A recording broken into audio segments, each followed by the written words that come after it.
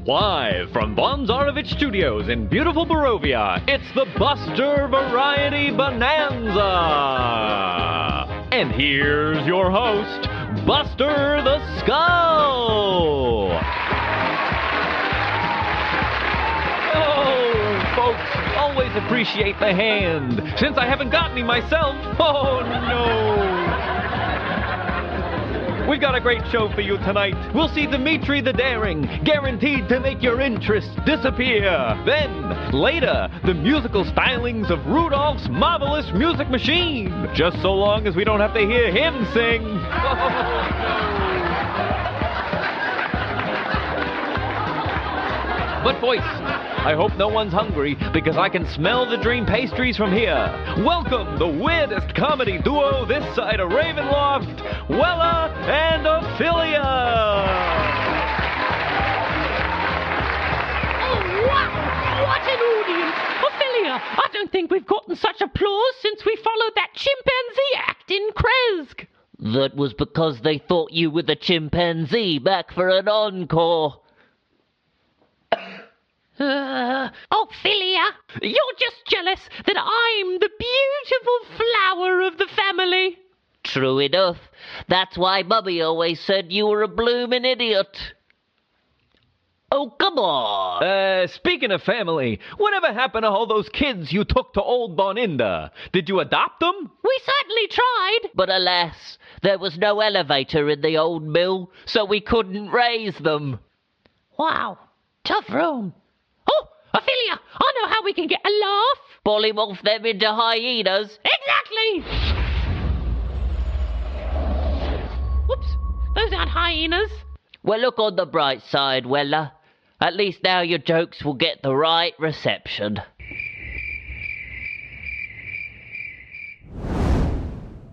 Hey Dungeoneers, thanks so much for joining us for another episode of the Strahdcast. If you like what we do here, remember to follow us on YouTube or subscribe via your favorite podcast app to get notified every time we release new episodes. Thanks again, and take your listen with advantage. When last we left our heroes... Victory! With Morgantha banished, our heroes seized on the opportunity to dispense of her daughters. Winnie put Olaf's soul back where it came from, and Kaz was finally released from her nightmarish prison just in time for Morgantha to reappear. Morgantha returned to the realm, made to flee, with Kaz in hot pursuit. She caught the wayward witch, opening up the perfect opportunity for Irina to land the final blow, ridding the Valley of the Hags, at least for a time. Though the day was won, it was a harrowing battle. Will our heroes find a way to rest? Or have they had enough of dreaming? Find out now on the Strahdcast. Close your eyes. Take a deep breath. Shuffle off this mortal coil and transport yourselves to the far, foggy realm of Barovia.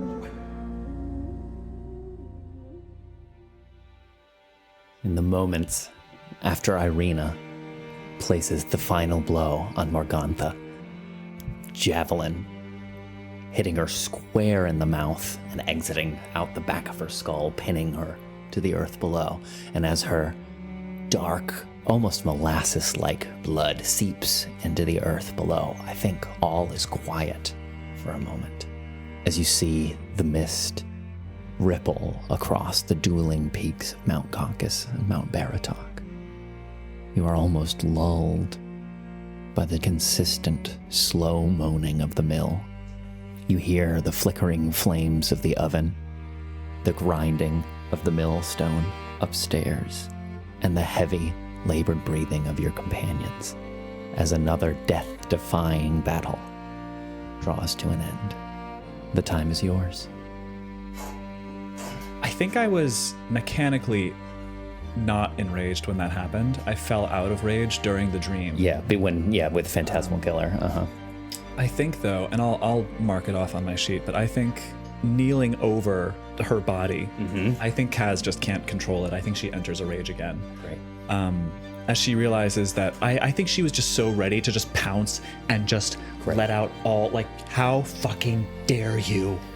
like get into my head like that. And so I think she looks down at this body with this javelin going through her head and just like screaming and crying, just, I wasn't finished with you yet. And I think she just like stands up and just pulls the javelin out. And just with a few more like enraged breaths, just turns and like takes a very sort of loopy walk back to the building. Just she has too much energy to know what to do with. Right, yeah. She's just like pacing back to the tower. An unresolved melody is stuck in her head, yeah. My God. I think Drogar will, from the second floor, Yeah, so I think you're stood at, you and Irina. I'm at the window, both. yeah. You and Irina both, and you just watched her launch the javelin and bring the fight to an end. So I think you're both stood there by the window, like peering down at Kaz, stood below. Well done, Irina. It's a hell of a throw.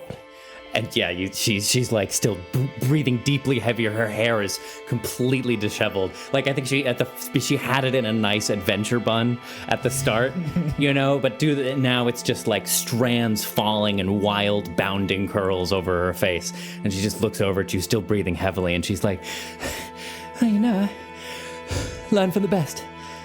Indeed, hell of a shot. And then he kind of turns toward the staircase and goes, everybody all right down there?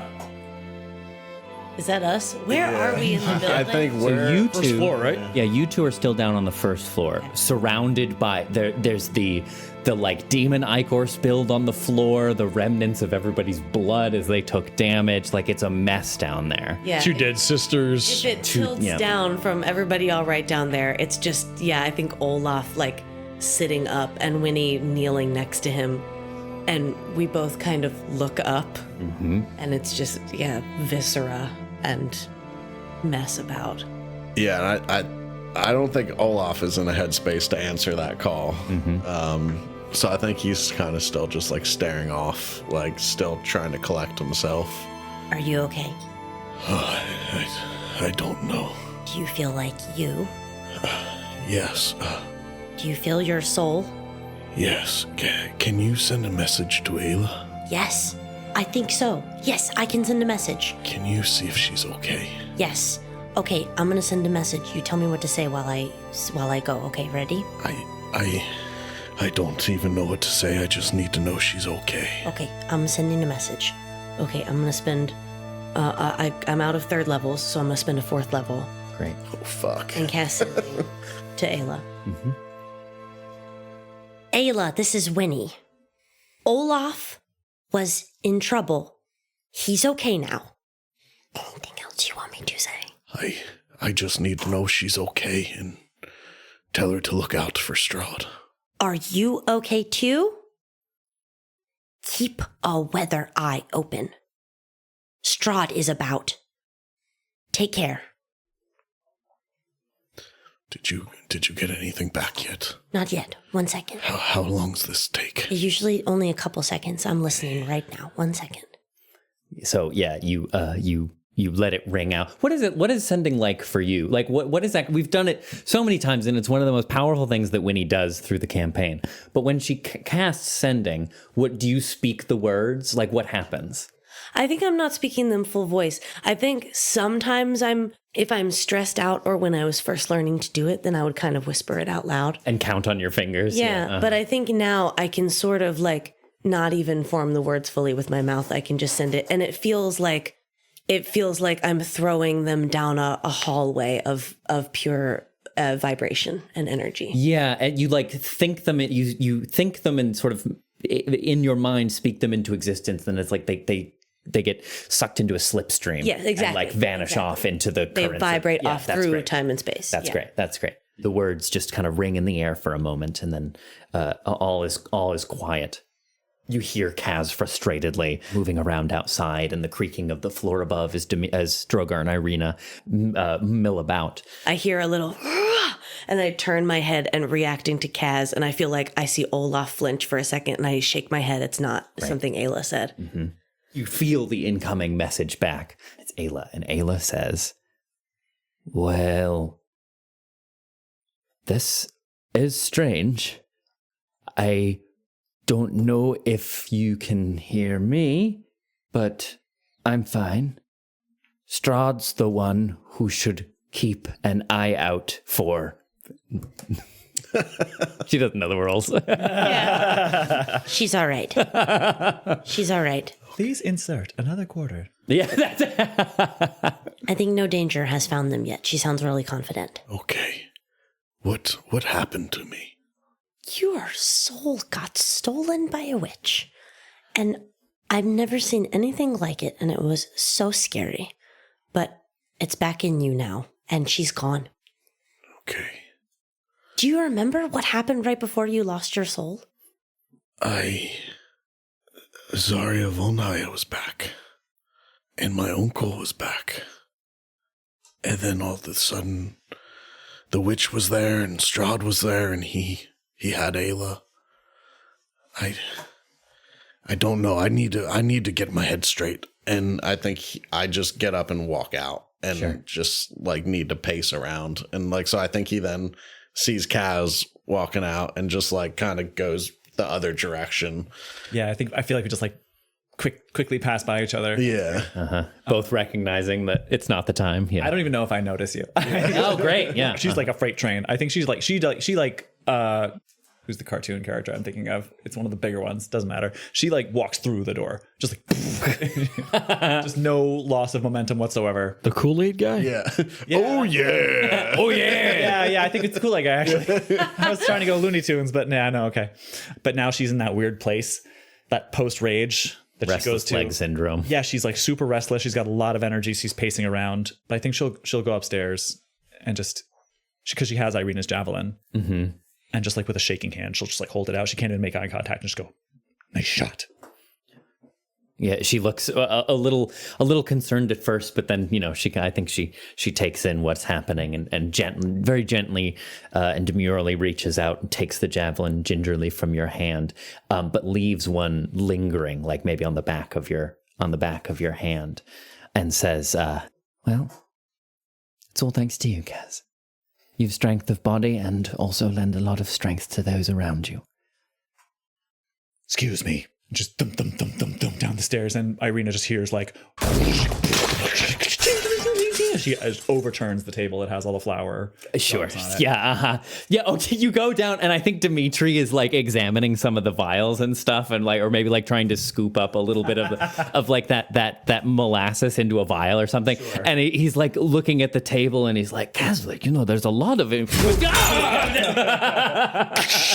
Yeah. Any unbroken ones on the ground, she picks them up and just like throws them against across the room into walls, and it's just like just screaming and crying the whole time. Mm-hmm. There's a lot. She's feeling a lot of feelings right now. That's great. Yeah, that's great. Okay, so yeah, all coming back down and reconvening on the bottom floor.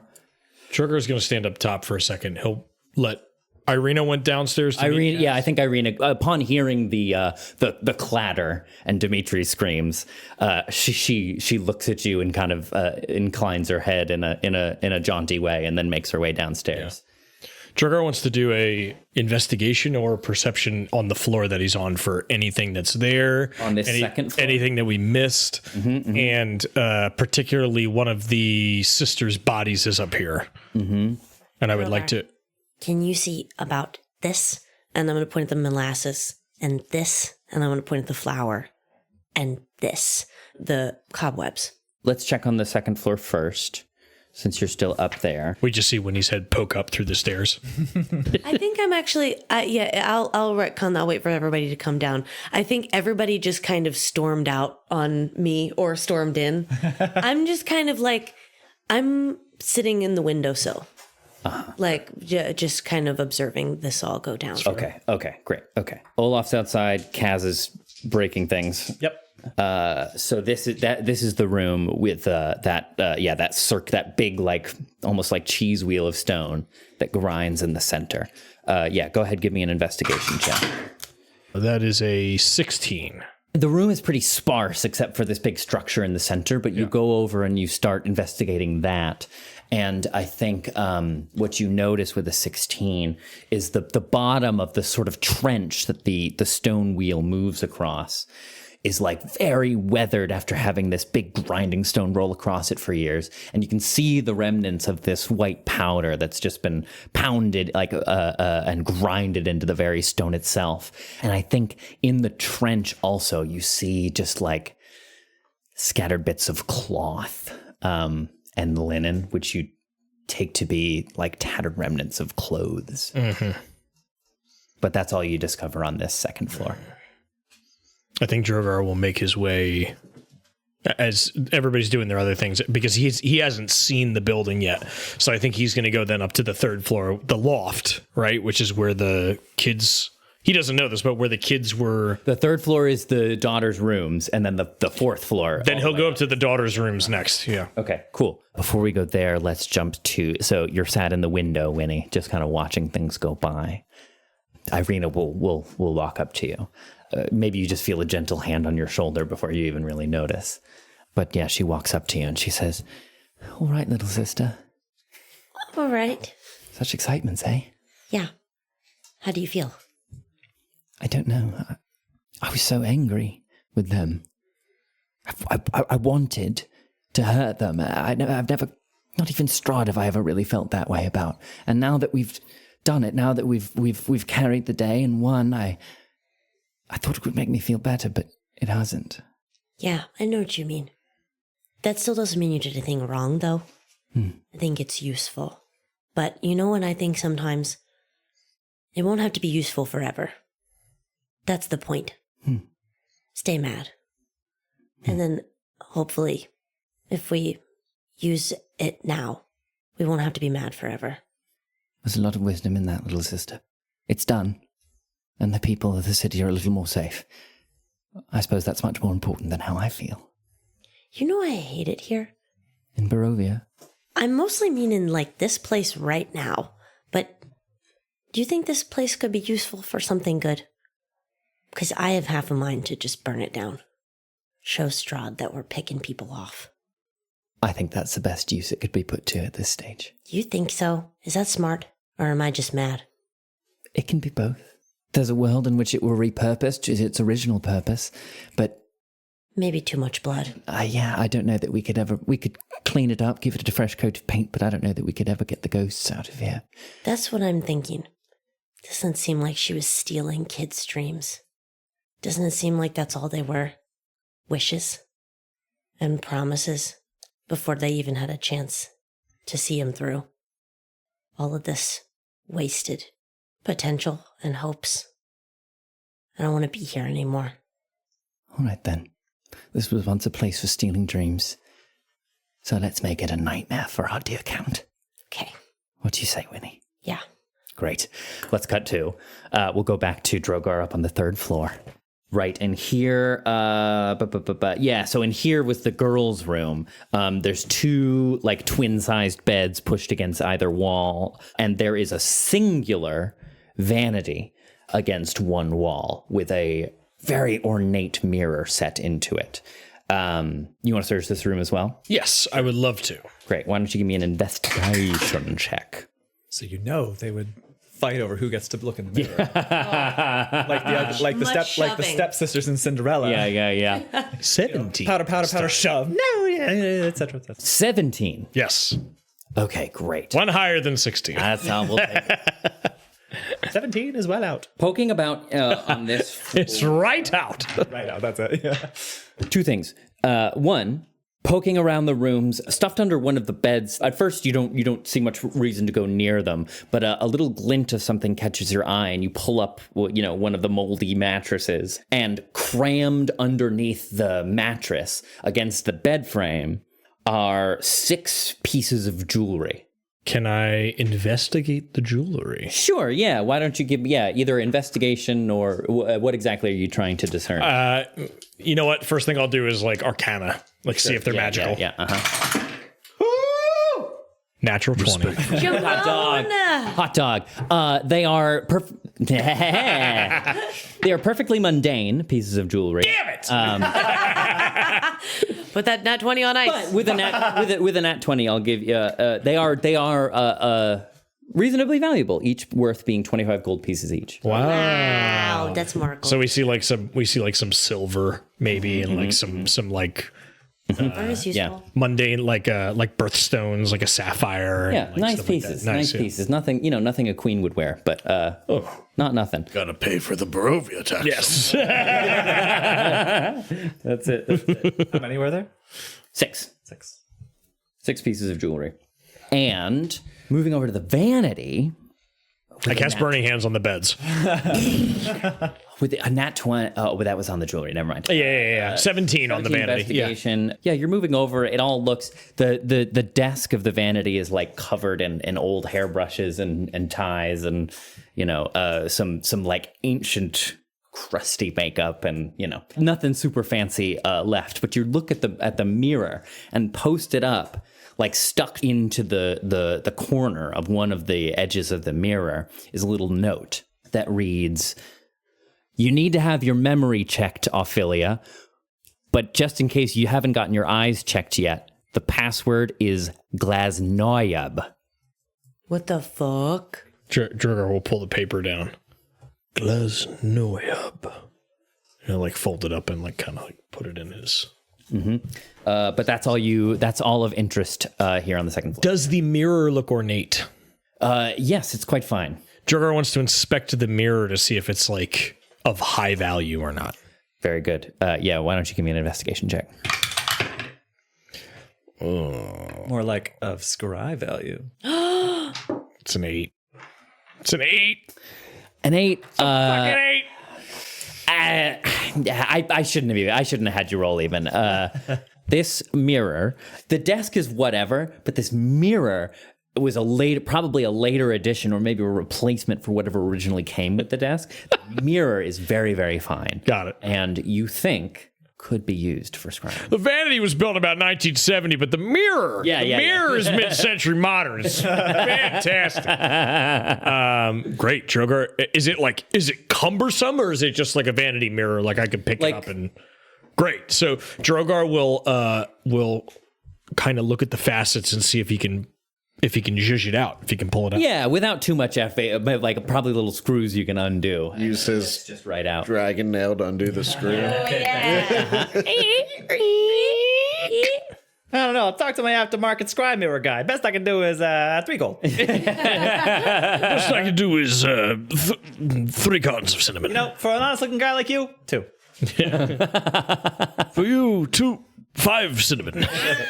Yeah. Great. So he will take the jewelry and he will take the scrying mirror and he will boogie woogie woogie back downstairs. Yeah, because I don't think he knows about the hatch. No, right. Like you mentioned that at the very top that there were cages. We knew that canonically, but I don't think Drogar's thinking about that. I think he's like clearing the rooms, and now he's going to head back downstairs. Okay, great. So yeah, we'll say like as this conversation with Winnie and Irina comes to a close, Drogar's making his way back downstairs. We still have Kaz down there. Olaf is out and about. Winnie. Yep. I think I found something for you. Oh, yeah? And he just kind of like holds up this ornate mirror. Oh, wow. I remember you were trying to scry, yes? Yeah, I do want to scry. That's really nice. I think we might be able to use this for that. Okay. I'm going to hold on to it so it doesn't break. Thank you. Okay. All right. I don't think it would fit in my bag. Did you go all the way up to the 4th floor? 4th floor? There's one more space that we should probably check out before we burn this joint down, which is kind of what I'm saying we should do. I'll be right back. Let me double check. I'll go with you. Yeah, would you? Yeah. Right. 2 you up to the 4th floor. Yeah. Okay. Yeah. You like Drogar's there and he's like, I don't understand. There's no staircase or anything. Well. Slingshots the trapdoor. That would explain everything. Come on. Yeah, moving back up. Moving back to the attic room. Yeah, it's mostly empty except for the 2 large iron cages that now stand empty, unoccupied. Now, I want to do an Arcana check on the cobwebs that remain. Now, all of this is how she knew I was here. The cobwebs? Yeah, she only realized I was here when I started getting them out of the cages. It's this, and I want to know, what is it connected to? Is it just connected to her? Is it some kind of system? Is it something we can use? That is a 17 Arcana. Looking over the cobwebs, the spell that was upon them has now been broken, but you can still sense the traces, the sort of ley lines of the spell once imbued upon them. And with the 17 Drogar, it looks like this spell, the cobwebs had been enchanted with the alarm spell. Well, that certainly explains a lot. So it's not the cobwebs, it's a spell. No, not the cobwebs. Although, can I inspect the cobwebs more closer? Like, are they just cobwebs, or are they... Am I reading too much into it? It's like how she produced the alarm spell. Ah, got it. No, Winnie, the two are one and the same. She created the alarm spell in the form of these cobwebs, so that it would look like spiders or insects lived up here. But with proper arcana and the ability to investigate these sorts of things, you're able to see that. Well, come here. Do you see that there? You see how one ripples in the light. And like he kind of tries to point out like the remnants of like the weave that surround this like particular cobweb that's still like in place around one of the cages. I pick like a little handful up and I go, that's smart. And then I drop it and I get down on my hands and knees and I start crawling into one of the cages and I say, not smart enough. And I just look in both of the cages to make sure that the boys didn't drop any personal items in there. Nice. Or that anything wasn't left over from any other kid who might have been in there before. Great. Investigation check. Oh, dear. Dude, how do I not know anything about this spell? This is a great spell. That's a good spell. Alarm. Guidance. Yeah. Guidance. Take a D4. 14. Great. So you're looking through the cage, peering about, and you find in one of the corners, like tucked in to where the bar meets the wooden floor of the cage, like a little groove where the metal bar slots in, kind of shoved in, tucked in there like a napkin under a table leg. You find a small scrap of paper. Oh boy. I'm going to take it out and I'm going to sit in the cage and read it. Mm-hmm. You start to pull it out and it is very fragile, and like you start to pull and it begins to rip a little bit, so you have to be very gentle and delicate taking it out. It seems very old, but scrawled on in hastily scrawled letters. Looks to be just like a couple of sentences on here. The first one reads, "I can't believe they gave me away, but at least everyone else will get to eat. It can't be too bad, and at least I'll have somewhere to sleep that's warm." And then a little bit of a space. "They took the other boy today. Hope he got home all right." Then the next one. "I felt a crunch eating the pie today. I don't want to think too hard about it." Then the next one. "Finally, my last day here. I'll get to see home at last. They just need me to scrape the ovens one more time. And I'm free." You all right there, Winnie? Oh, dear. I just put it in my pocket of my adventure pants and then pull my knees up to my chest and sit in the cage for a second and just look around and look around at the walls and look at the ceiling and think about Pasha and all the other kids in cages. And then crawl out of it and creak its door closed. Latch it. Creak the other door closed. Latch it. Put my hand like over the note in my pocket and look up at Drogar and say, "Burn it down." And then start going down. Yeah, making your way back down to the floor and out of the mill. Yep. Mm-hmm. So I think as you all sort of get back onto the first floor, you enter a whirlwind. Like Kaz has just been this whole time just moving around with all of this energy and just like breaking stuff and smashing stuff. She has like a table leg that she's made holes in the wall. There are sections where she just ripped away entire swaths of plaster or whatever they have. And I think as you all enter the first floor, you come at just as she's like ripped down one more piece of something, and just turns around and without even looking goes to punch the oven, and just with this heavy thud, just finally like tired enough that something stops her, and she just the ground shakes, and she just sort of stands there with her fist against the one brick, the one thing that she couldn't break, and then I think she just starts crying, just standing perfectly still. Her head just kind of drops, and you just see like one tear sort of kind of hit the ashes on like the hearth of the oven. It doesn't feel like it now, but I think we've done a lot of good here today. And I don't know about all of you, but I am well ready to be rid of this place and take some rest. I think you hear Drogar kind of come down from the very top. Everyone is in agreement that we burn this place down. Just a curt nod from Kaz. Let's send a message. All right, very well. Everybody out. I'll be the last one. And Drogar will kind of make his way back up to the stairs. And from the outside, you just see like the latch on the 4th floor open. And you see breath weapon on the windmill, like the arms itself, and they catch. And I think Drogar just kind of like maybe gives it a push, and they just catch. As it moves like one turn around, the amount of motion and the wind like catches the flames and carries it, and then it goes to like to the thatch roof and like... Yeah, great. Yeah.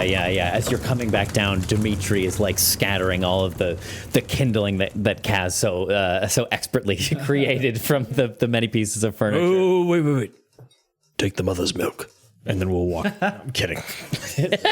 And as you're coming down, he like throws a hand back and gestures forward and lights the corner down on the 1st floor, so it'll burn from both ends. And make your way outside. Yeah. I can see all of your silhouettes stood before the mill as it just is engulfed in flame, sending billowing smoke high up into the sky as the sun dips below, the sun such as it is in Barovia, but dips below the shadow of the mountain tops, and evening begins to take sway here in the gray twilight, and you just... I think maybe just stand there for a while and watch the flames. Drogar will stand next to Irina.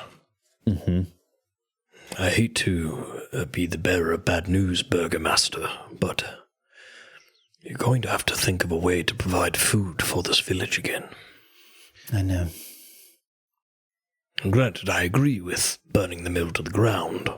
However, there are 2 sides to every coin, and now there is no mill in the land. So I ask you, what would be your first action to provide food for your people? They managed it before, even after the fogs had descended. I think it's that great storm he's conjured for himself, and she like turns, and again you can see that huge squall. Like rain and wind and stuff, coming off of Ravenloft. I don't know how much there is to do. I think we need to move them out of the city. At least for now. Bring them to Vallaki or perhaps Kresk, but as long as they are here, right underneath his thumb, there'll be no living for any of them. We need to get them somewhere safer until we've rid him for good. We can't bring food to them, so let's bring them to food.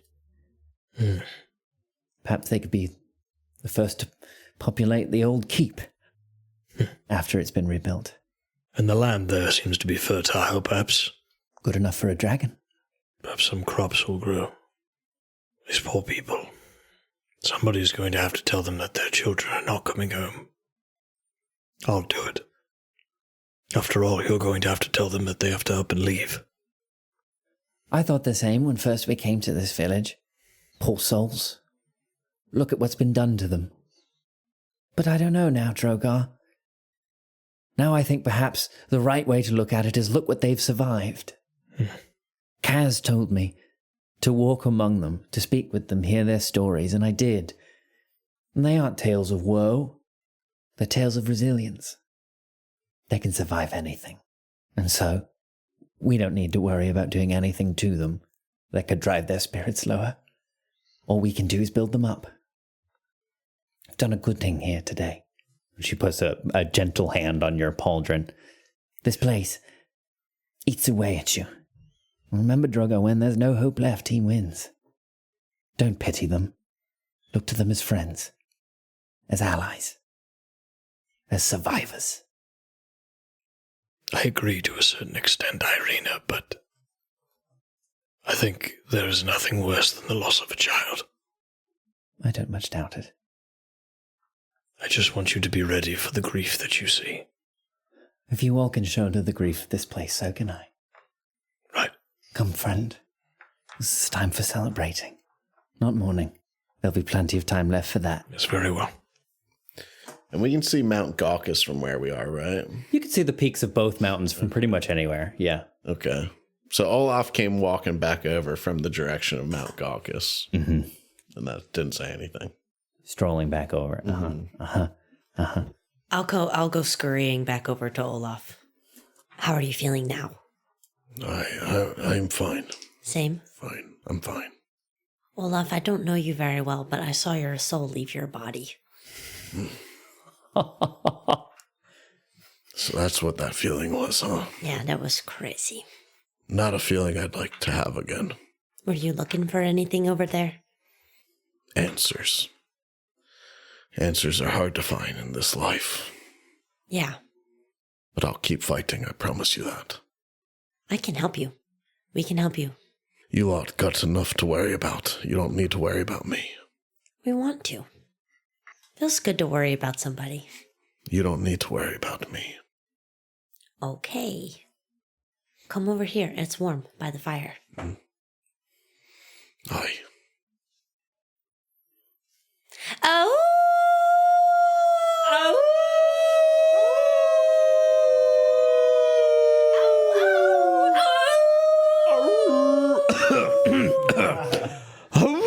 I'm sorry, I can't get my voice up that high. I just tried. And as you start your howl, boss of werewolves, the roof of the mill collapses in, and you can see from your vantage on the ground the two cages still engulfed in flame now at the top of them. And you can you know how like when you see logs give out in a fire, like and they just crumple in, you see like it slowly start to. You see them drop through the floor, and then the whole fourth floor, like collapses down, and the arms of the mill come splintering down, gouging themselves into the earth as the fire continues to eat away. Everybody roll dex check. No, but everyone give me a perception check. Ooh. Oh, fuck. Thought you had a nice RP episode, huh? No rolling dice. Still got to roll some dice. Otherwise, why are we here? Oh, fair enough. 14. 18. 24. 24. Holy shit. It's the highest I've rolled in a long time. Not 20. Hey! Or 25. Oh, hot dog. All right. So as the thing starts to like crumble and the flames shoot higher and higher into the air, maybe drawn a little away, Kaz, still feeling a little reticent to join in on the camaraderie. You look over at Morgantha's body. That it's just been sat there as we all have been sort of like commiserating and sitting in the fallout of the battle. But as you watch it, it starts to like her skin almost starts to bubble and hiss like the surface of a soup in a cook pot. And this real sickening like hissing sound escapes as like steam starts erupting from like her eyes and mouth and nose and ears, and it just sort of like as her body seems to like just deflate and melt all in one. And all that's left behind after this release of sound and steam is just like more of that kind of like sick, dark green ichorous liquid. But sitting in the middle of it, something catches maybe a glint off of light off the bonfire. It looks like there's some object in the midst of all of that. Morgantha goo. It's like Christopher Lloyd at the end of Who Framed Roger Rabbit. Yes, exactly. Yeah. Almost to herself, but I think loud enough that everyone else can hear. She'll go, wait, did anyone think to look at Morgantha's body? and as she doesn't even finish that sentence before she starts walking over and just grabs like a stick or something and starts like kind of poking around. Maybe she'll try to like kind of flick whatever it is. Yeah.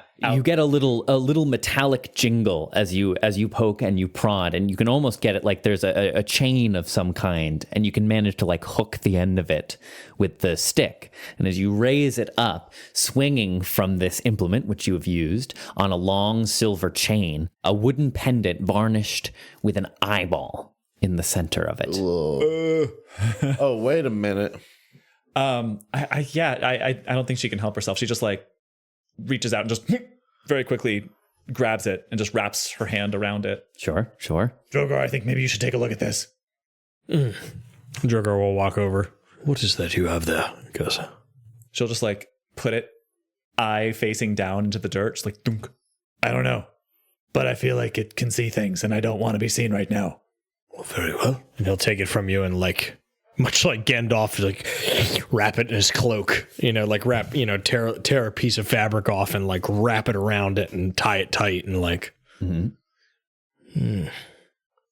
curious. What is it? What did you find? Seems to be like an eyeball in a piece of wood. Plenty of those to go around. Can I Arcana check this? Sure. Yeah. 20, dirty 20. Ooh. Hey. Dirty 20. Yeah, +5 Arcana for natty 15 with a +15. Was that just what you had imagined? Just the number I was looking for. Just for funsies, what would Kaz have gotten? A 10. You rolled an 11. It looks like an eye on a piece of wood. I did, yes, that's an 11 for a 10. 10 Arcana. So I think we've even already established, Drogar, right, that you've had run-ins. Well, you have had run-ins with hags before, as we've seen in Baldur's Point. Twice in Baldur's Boys. Something tells me this isn't the last time I'm going to run into this hag. As we all know, Drogar is canonically the hero of Baldur's Gate 3. Back when I was a young dragonborn, I stepped the absolute. With my pansexual friend. Quite the character. I wonder how he's doing. He was quite the pansexual.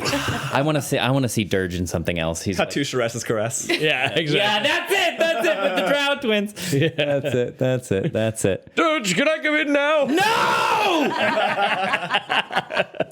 It's cold out here. I don't care. You're a dragon. Breathe fire on yourself and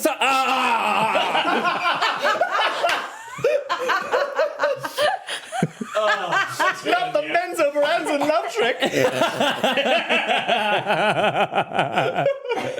Okay, anyway. What were we doing? Yeah, Arcana check. Arcana check on the eyeball thing. Yes. Yeah, you got 20. Drogar. So you have had run-ins with hags before, and you know a bit of hag lore, something that hags can do when they have a full coven, is create a very powerful magical artifact called a hag's eye. Jesus. And it essentially creates like a two-way scrying surface. And so the hags are able to deposit the other, they come in pairs, and you can see through in the pendant whatever the corresponding eyeball in the other pendant is looking at. Would I know that it's a two-way street?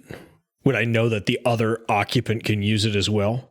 Or is it only for the holder of it? Feasibly, yes, it could be used in such a way, yeah. Okay. This is interesting. Guys, do you know what you've just found? Obviously not. Fair enough, and I admire your honesty. Hag's Eye sounds like a knitting stitch to me. Knit 1, purl 2, knit 1, Hag's Eye 1, knit 1, purl 2, etc. This is a hag's eye. That's very funny.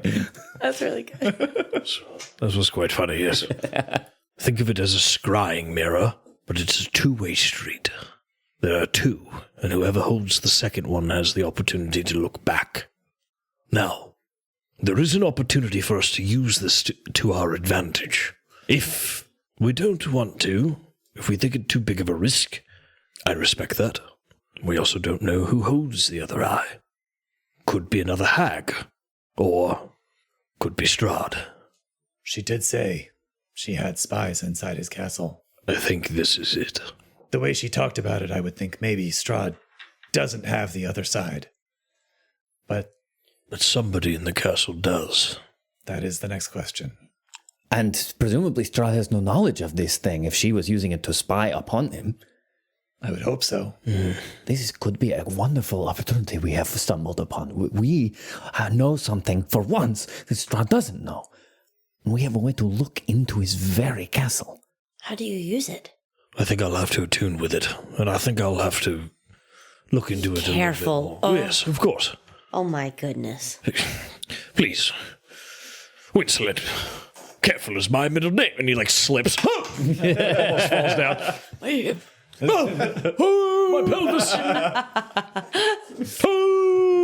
I know, we all... Dirt, I'm stuck on a box look again. Up to the left, Yeah. and we see a montage of Guys, look what I forgot! Yeah, this is the clip show episode. Optimus Standing in front of the burning mill, this is the clip show episode. Great. Oh, Winnie, don't go. Oh! Oh, crap. Wait. No. Go! Falls off the bridge. Yeah, that's it. Also, the episode sponsored by Life Alert.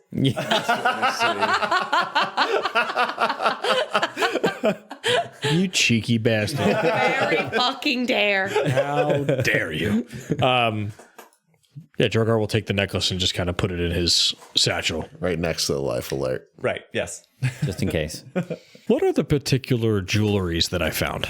Oh, yeah, we'll see. One is a hair comb with a big, gross peacock shaped onto the handle. It's all pretty garish, I think. There's a necklace with presumably the metal is good, but there's a big fake emerald in it. You know what I mean? Yeah. There's A locket that you open it says it's wine o'clock. Yes, yeah. There's How is she supposed to live, laugh, love, and these conditions? I was just gonna say there's a wooden sign that you hang on your wall that says "Live, Laugh, Love." Amazing, because that's that tracks. I think Drogar. Okay, It's a bedazzled fucking wine goblet.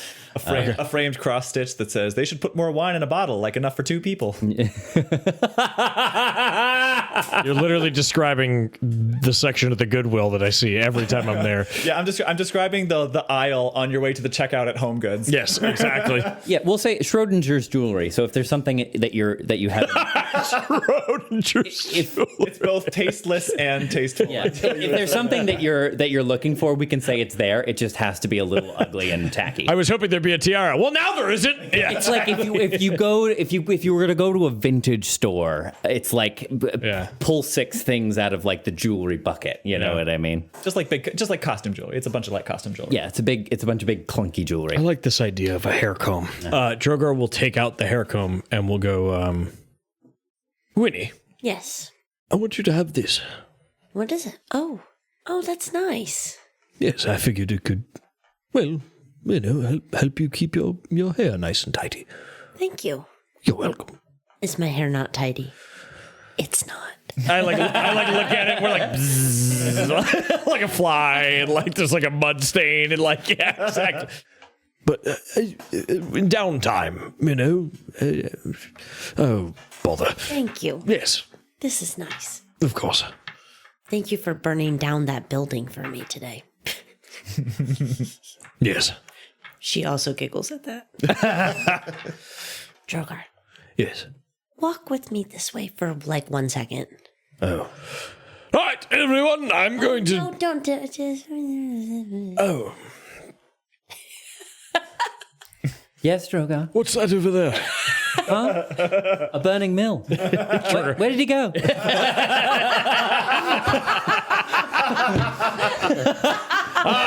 Nothing like physical comedy for a podcast, folks. Burning mill. You just hear clang, clang, clang, clang. Drogar. My hip. Drogar. Yes. We should keep an eye on Olaf. Is he all right? He's okay, but it must be terrible to have your soul ripped out. It's never happened to me before. And Olaf didn't... I mean, none of us came here to be big adventurers, but Olaf was just living here, his life.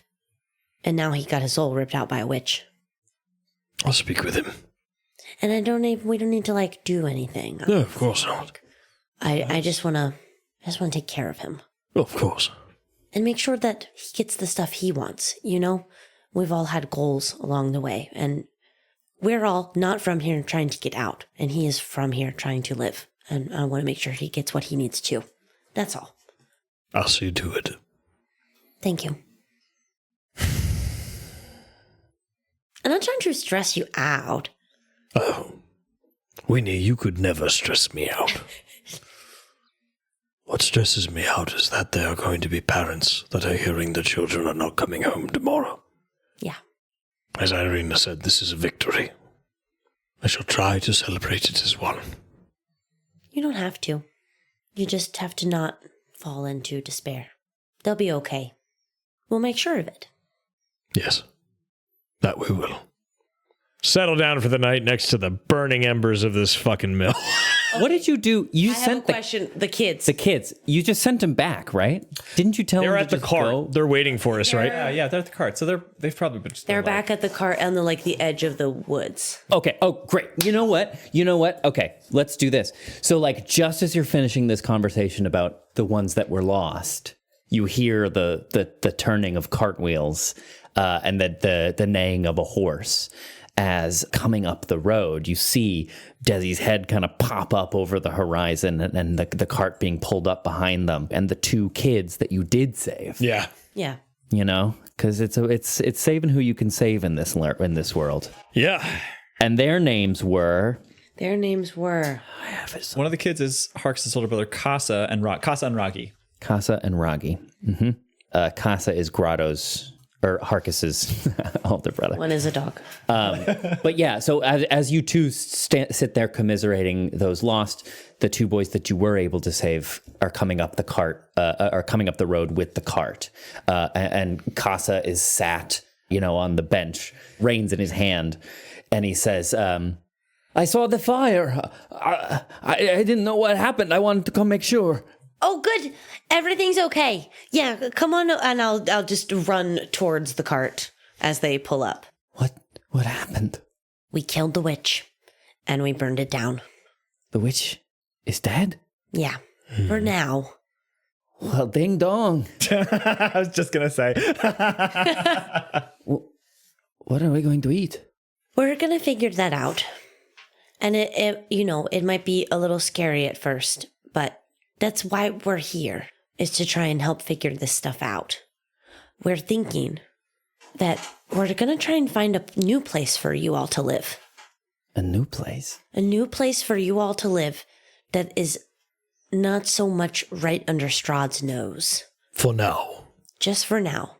As long as you're right under Strahd's nose, he's not going to let you have anything good. Think of it as a vacation. Can my brother come? Of course. Of course. We're going to take everybody out of Barovia. Wow. You're pretty great for the ghost of a windmill. Thank you. I'm not really the ghost. I'm sorry, I told a lie. Oh. I was invisible at the time. I'm just Winnie. I'm Winnie. Well, that's even better news. I'm Kasle. Nice to meet you, Kasle, again. Yeah. Are you hungry, Kasle? Oh boy, am I ever. Everybody, the cart's here. Should we load up? Well, What should we do for the night? I have some hardtack, and I hand you some I hand him some biscuits that I had from the preparing of the feast earlier for the boys. Yeah, he snaps one in half and hands the other to the other boy in the back. Isn't it like a 6-hour journey to get back? Yeah, you'll probably want to bed down here. All right, then we'll. So, yeah. All right, so Drogar will. Camp? Cart camp. Cart camp. So we will. I'll make the fun. Never mind. Bedding down for the night? Anything? Force of habit. Anything else for the evening? Damn it. What, Nettie? What's wrong? I was just thinking we burned all of those cooking supplies. Aside, there was bad stuff there. Don't get me wrong, but there was also I don't know. Flour. The flour was bones. Oh, yeah. It wasn't flour. It was kid bones. What was the molasses? Demon Ichor. You know what? Forget I said a damn thing. I don't know why I thought like there was like there's like salt and sugar and like pepper. Because that's what it was labeled as. Oh, right. Yeah. You went in. Mother's milk. Look, this cauldron is cast iron. If we scrub the blood off, we can reseason it. It'll be good as new. No. All right, so Drogar will take what materials we have in the cart that we usually keep with Desi, and he has his seasoning pouch and Winnie. Mm-hmm. It's a long shot, but perhaps there might be some berries or something to forage. Can try. Are we in total darkness now? Or are we in dark of night? We're getting there. Yeah, we're getting there. Okay, then I'll cast light on Tallyho's eyes, and I'll take Pasha with me and just do a little scan of just the tree line. I'll go too. I've got good survival. We'll do a little forage. Try and scrounge up a... Yeah. Actually, Olaf, do you want to? You're good at the woods. I can look for some food. So we'll take a little party of me and Kaz and Olaf and Pasha, and we'll do a little forage. Sure, why doesn't everybody give me a survival check as we forage? Winnie, do yours with advantage because you have Pasha with you. I have to do a prepping food check once they all get back. 18 for Kaz. 18. 22. 22. Ooh. 13. 13. So you make your way through the woods. Darkness is falling, so you're trying to be quick. There's not a ton of time here, but you're kind of making your way through and making your way in past the tree line. You know, the mill itself is on a little bit of a bald hill. Out a ways, there's the trees again envelop around.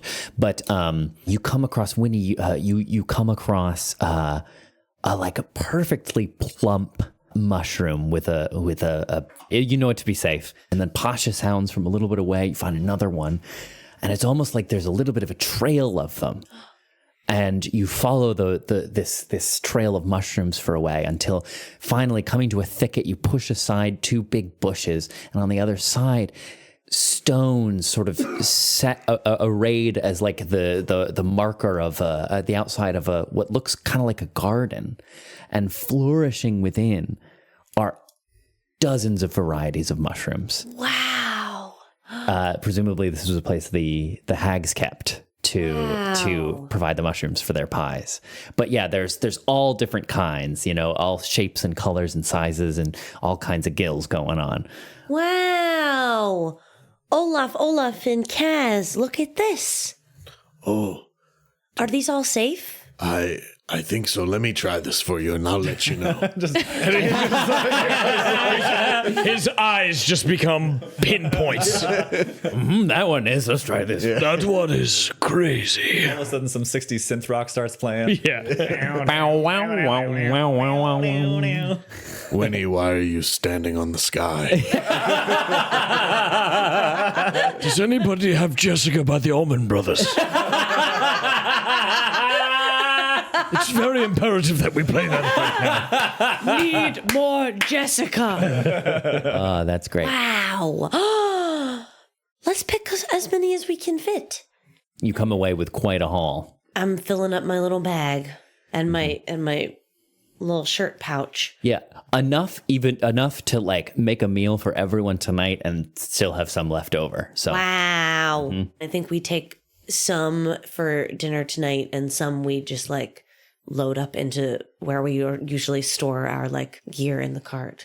I imagine we have like a little, like the hanging basket, like a macrame basket where you keep like your garlic and stuff in and your herbs. I love that hanging in the cart. On the back of the cart, like hanging off to dry. There is something about that is so romantic to me. Like hanging baskets and dried herbs hanging from shit. Oh my God. I feel like we're doing that because we're always out and about.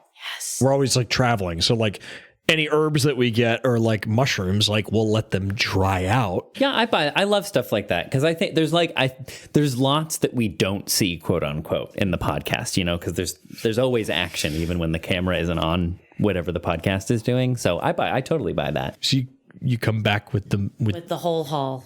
Where did you find this many mushrooms? We found them in the woods over there. It seems like that's where the ladies we're growing the ingredients for the pies, which means that it's very fertile earth over there. Interesting. Very good. Let me take those from you.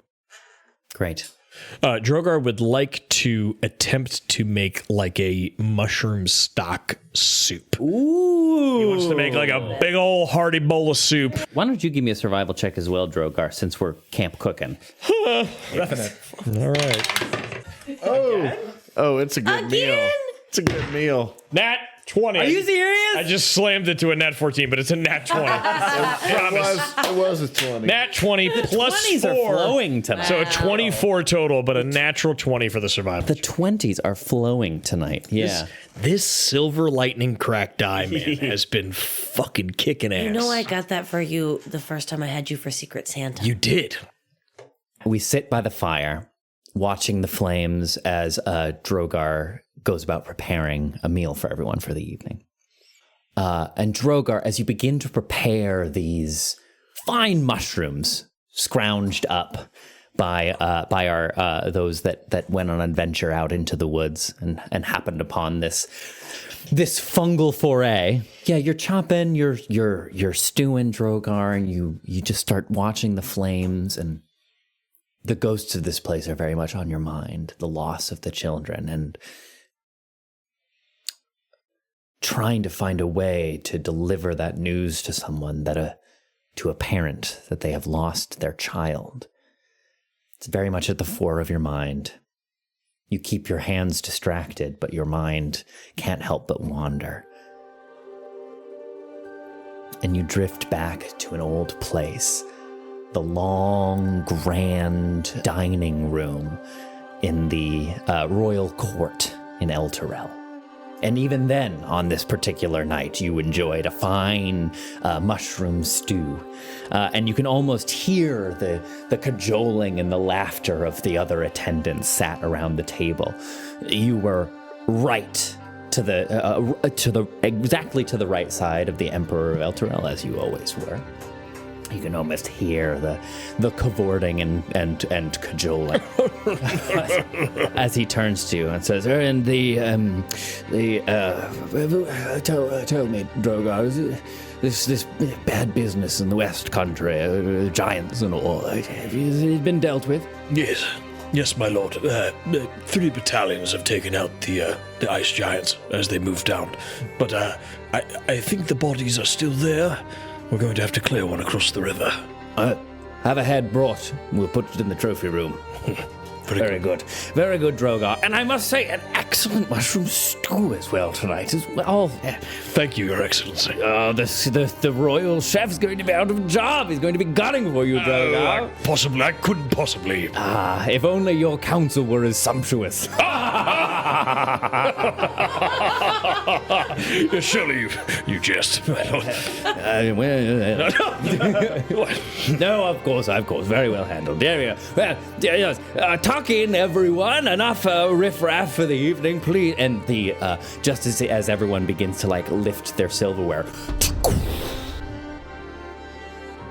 huge double doors swing open, and a nervous-looking attendant makes his way into the room. Everyone freezes, and all you can hear his footsteps echo around the chamber as he approaches. A grim-faced, sallow-looking young boy. He has a look of abject terror on his face as he makes his way up. He makes his way up and does the ceremonial bow that is appropriate when coming before the Emperor of Elturel. And the Emperor looks down at him gingerly and says, "Oh, lad, you look like you've seen a ghost. Please, calm yourself. Speak what it is you have to say." And he says, "Fell news, my lord. The Queen's Grace, en route to Karatur. She was caught in a swell, and it appears that, all hands were lost. The Queen's Grace, a fine ship to go down. What a cross loss. Oh, and all which ambassadors had I dispatched on the Queen's Grace? I know not, my lord. I'll check the records. No need to check. It was your ambassador Titania, my lord. Along with my son. Oh my god. And you snap back to the present. Oh my god. Strahdcast features Campbell O'Hare as Winnie, Kay Devine-Jones as Kaz, Ned Iannacone as Drogar, Tyler Kanter as Olaf, and me, Trevor William Fayle, as your DM. We are the music makers. We are the patrons who dream. Special shout out to our newest patrons, MC Crash, Illume, Pryce, and Emma T. Welcome to the party. If you're not ready to support us through Patreon, never fear, there are still plenty of ways you can help us out. You can follow us on TikTok, Twitter, and Instagram at CriticalFailDM. Check out our YouTube channel, where you can catch up on any of our past Twitch streams like Goon Files and Lovecraft Island, and where we release new episodes of the Strahdcast every other Sunday live at noon Eastern Standard Time. And of course, leaving a like, share, comment, or review on any of our content goes a long, long way. Thanks again, Dungeoneers, and take your day with advantage. Shit's on fire. Jessica. Olaf stripping balls. Yeah. Defying gravity. Defying gravity. Wicked. Olaf is running around with a broom. Yeah. I'm the Othro! Naked. Completely naked.